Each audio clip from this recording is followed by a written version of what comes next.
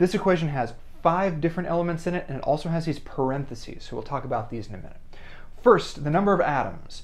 Iron, Fe, we have 1 here, Cl3, Na1, O, and H, we have 1 of those. Okay, now Fe, over here we have 1, and then we got the parentheses. Okay, so the parentheses mean that everything inside here is multiplied by 3.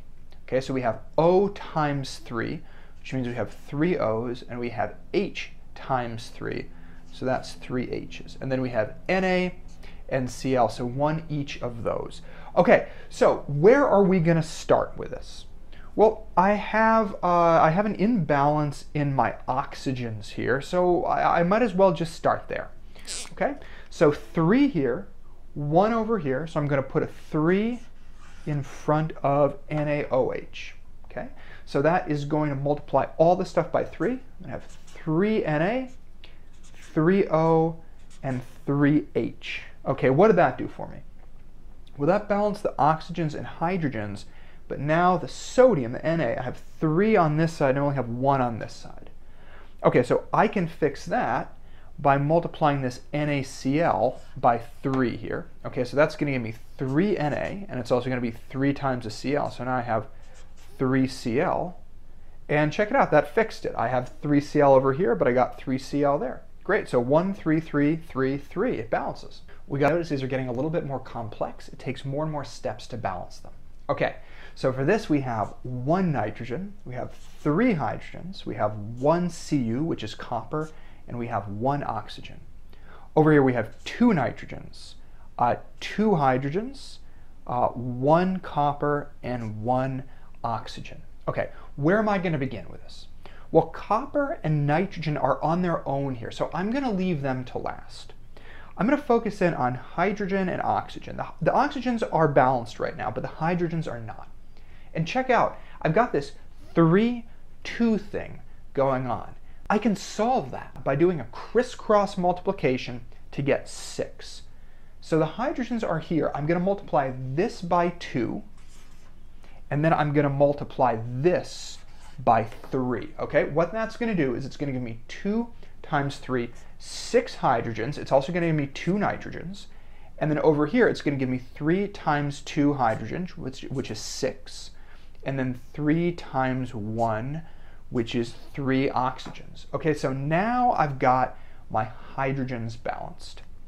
The next thing that I can do is leaving copper and nitrogen for later.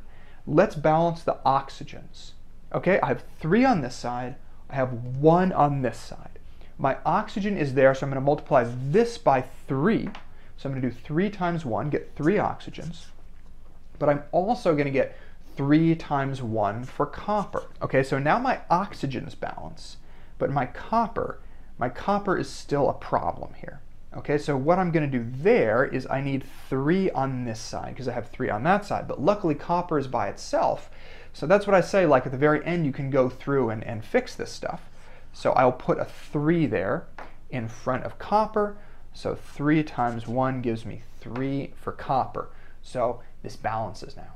1 nitrogen atom over here and 1 nitrogen atom over here.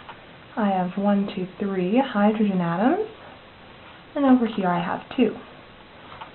I have 2 oxygen atoms, and here I have 1 here and 1 here, so I also have 2.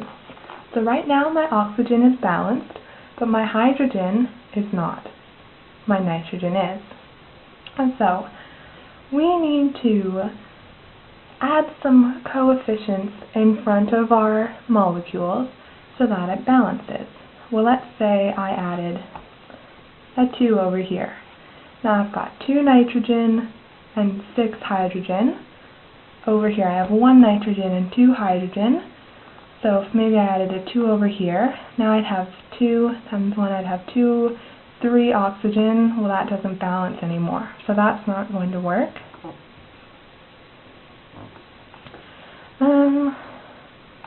Why don't I try 4 nitrogen? Seems like a good number. If I have 4 nitrogen on this side, I'll need to add a coefficient of 4 to NO to have 4 nitrogen on that side. So my nitrogen has now become 4. 4 times 3, I would have 12 hydrogen atoms on this side. To get 12 hydrogen atoms over here, I would have to put a coefficient of 6 on H2, because 6 times 2 would also be 12. So, on this side, I've got both of my coefficients figured out. 6 times my oxygen, I would have 6 oxygen there, plus 4 times my 1 oxygen would be 4 oxygen with NO. So I have 10 oxygen on this side.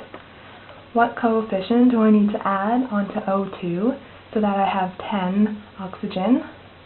I need to add 5, right? 5 molecules of O2. Each molecule has 2 atoms in it, so my 2 atoms times 5 will be 10. I've got 4 equals 4, 12 equals 12, and 10 equals 10, so my equation is balanced.